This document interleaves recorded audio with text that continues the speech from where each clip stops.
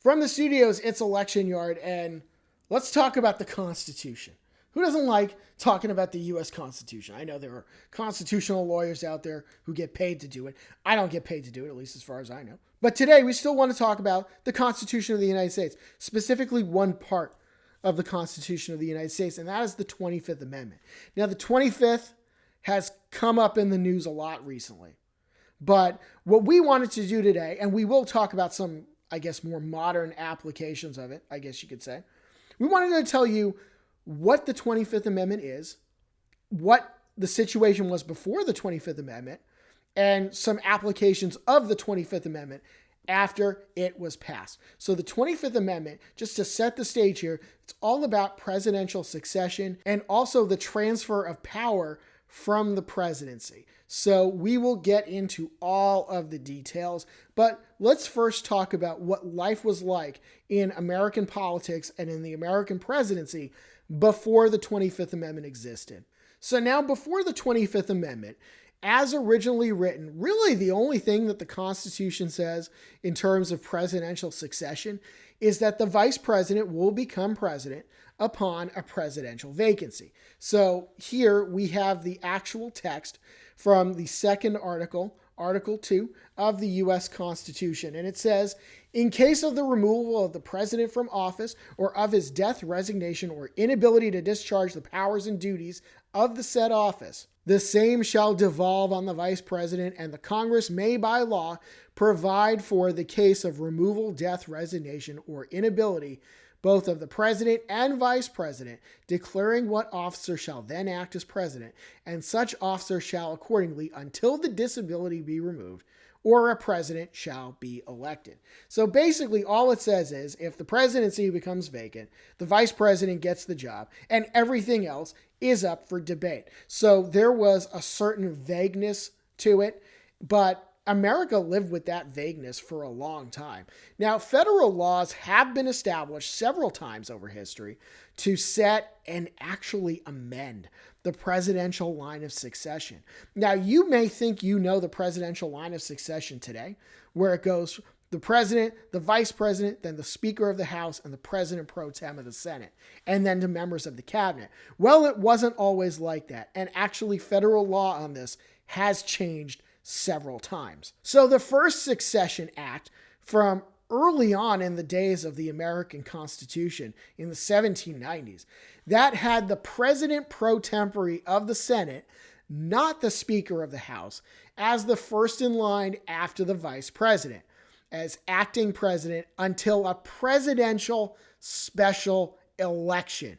Could you imagine if that had happened, having a presidential special election on an odd number year? My God, how American history would have been different if that ever had to happen. But then there was an update in the 1800s to the Succession Act, and it actually removed both the Speaker and the President pro tem from the line of succession in favor of the cabinet. And the way they organized it was by the age of the cabinet department. So the State Department being the oldest, the Secretary of State was first in line after the Vice President. But then after Harry Truman became president, the third and most recent Succession Act for the presidency put the Speaker of the House as first in line after the President and VP for the first time, followed by the President pro tem and then members of the cabinet. Harry Truman, who had elevated to the presidency himself, said something to the effect of he didn't want an unelected member of the cabinet to succeed to the presidency. He'd rather have somebody in elected office do it first. So that is the most recent, and that is how the line of succession was set. However, there was nothing in the Constitution about a formal line of succession, nor about filling vacancies for the vice presidency. The Constitution was ratified in the 1780s. For 180 years after that, there was no constitutional mechanism for filling a vacancy for the vice presidency. Literally none at all. So prior to the passage of the 25th Amendment, when the president passed away, because that's why there were presidential vacancies, only one resigned, and it was after the 25th Amendment, The vice president, very simply, would move up to the presidency. And the vice presidency would just simply become vacant. There just wouldn't be a vice president anymore. So likewise, if the vice president died or resigned, again, there just wouldn't be a vice president until a new one was elected by the Electoral College and sworn in. So if a vice president died or resigned a year into their term, the vice presidency would be vacant for 3 years. So prior to the 25th Amendment, there were numerous vacancies of the vice presidency, and some of those vacancies would be open for years at a time.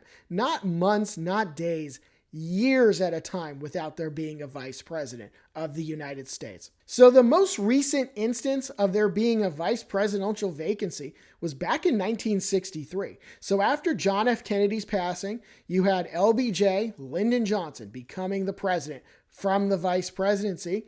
And for the first year or so of LBJ's presidency, there was no vice president because there was no way to install one because the writers of the Constitution never put it in there. So now we get to the 25th Amendment. The 25th Amendment was proposed in 1965, so only a year or two after Kennedy's passing, and it was ratified in 1967, so it went through the process fairly quickly. So the 25th Amendment, it has 4 sections, and it accomplishes 4 different tasks, and we're going to go through each one of them.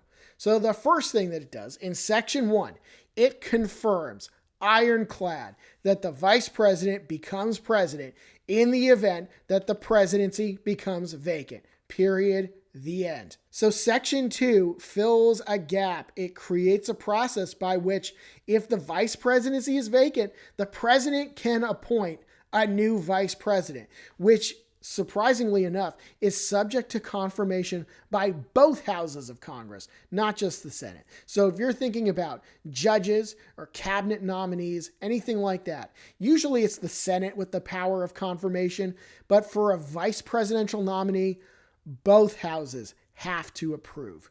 So then Section 3, this is about the transfer of power. So the vice president will become the acting president if the president voluntarily declares themselves unable to perform their duties. They can revoke this. As we will discuss, this has happened a few times on a very, very temporary basis, and then the president revokes that and retakes their job. But then Section 4, which is the one that people have been talking about in recent times in the news.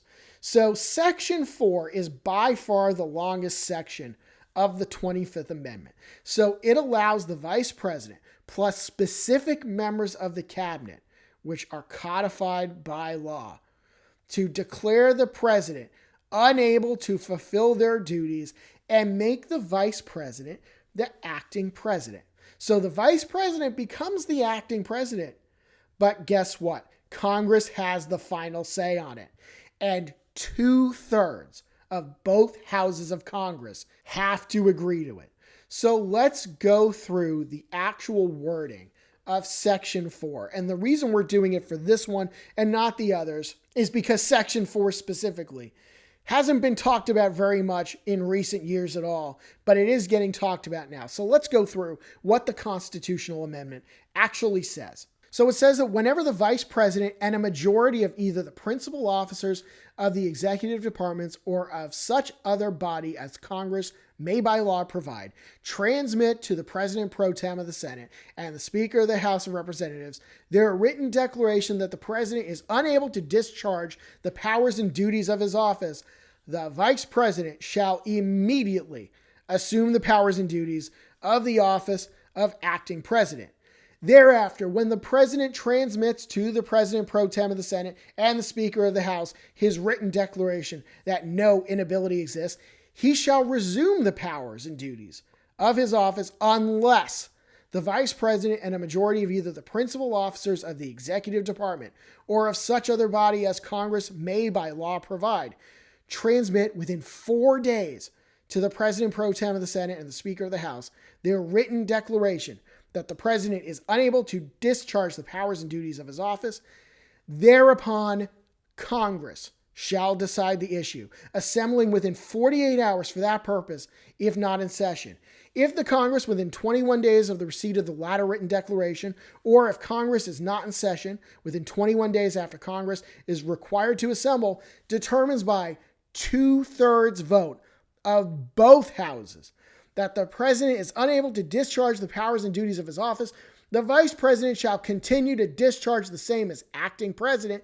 Otherwise, the president shall resume the powers and duties of his office. So, interestingly enough, in order for Section 4 to be invoked, you have to have the cabinet and the vice president agree to it, at least the top members of the cabinet and the vice president agree to it, go through a process of notifying the leaders in Congress, but then 2/3 of Congress have to agree to it. So that is actually a higher bar than even impeachment and removal.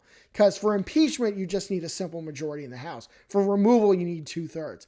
This is 2/3 of both houses. So this is actually more difficult than impeaching and removing a president. And note too, from the verbiage, the vice president just becomes acting president. This does not contemplate the removal of the president from office. They're still the president. They're just not discharging those duties. The vice president is acting president. The president's still the president, just has no power. So this does not remove the president from office. It just gives the power to the vice president. So since the 25th Amendment, so far only the Nixon-Ford years, and crazy years those were during Watergate, those were the only ones in which sections 1 and 2 of this amendment have come into play. So let's talk about that. 1973. Vice President Spiro Agnew resigned for reasons not related to Watergate. Gerald Ford was then nominated to the vice president by Nixon, and he was confirmed by both houses of Congress. But then in 1974, Richard Nixon himself resigned. So Gerald Ford, he became the president. He was first in line for the presidency. Now, interestingly enough, had there been no 25th Amendment in 1974, when Spiro Agnew resigned, the vice presidential vacancy would not have been filled. So Gerald Ford would not have been vice president. So if Nixon resigned with a vacant vice presidency, the Speaker of the House, Democrat Carl Albert of Oklahoma, would have become president of the United States. So the 25th Amendment in the 70s, in the Watergate era, it definitively changed American history because we would have had a different president. So then in 1974, when Gerald Ford became the president, again, the vice presidency was vacant. So he nominated Nelson Rockefeller as vice president, who of course was confirmed by both houses. Now, Section 3, the voluntary transfer of power to the vice president as acting president, it's only been invoked a few times, usually for something like a medical procedure, the president's under anesthesia, and then once that's over, the president takes back over again. So Section 4, the one we were just talking about, it has never been invoked. It has been discussed quite a bit in recent times, but never invoked. So talking about Section 4 of the 25th Amendment, it's a really, really difficult thing to do. I know some members of Congress have written letters about it. They want to see it done. Some people out there have talked about it. But there are two things that are plainly true. One is that it doesn't remove the president from office. It just removes their power. And the second thing, the bar to achieve this is very, very high. 2/3 majorities of both houses of Congress. So the vice president and the executive members of the cabinet could get together tomorrow and say, we're going to invoke the 25th Amendment. We're going to make the vice president the acting president. But as you can see also from the text of the amendment, that doesn't stick for very long. We're talking like a matter of days before Congress has to resolve the issue. And if a 2/3 vote in both houses of Congress fails, then the powers of the presidency immediately revert right back to the president, and the VP is no longer the acting president. So I understand the people who are talking about it, they have certain ideas in mind of what it would do, but the truth is that it's a really, really difficult thing to do. And there is a reason it has never been successfully invoked before. And even if it was invoked, Congress has to have the final say. And that is a really, really high bar to clear. So that's the 25th Amendment. And if you want to know more about American elections, politics, the Constitution, whatever, Election Yard, we're here. Like and subscribe. Follow us on social media. We'll see you soon.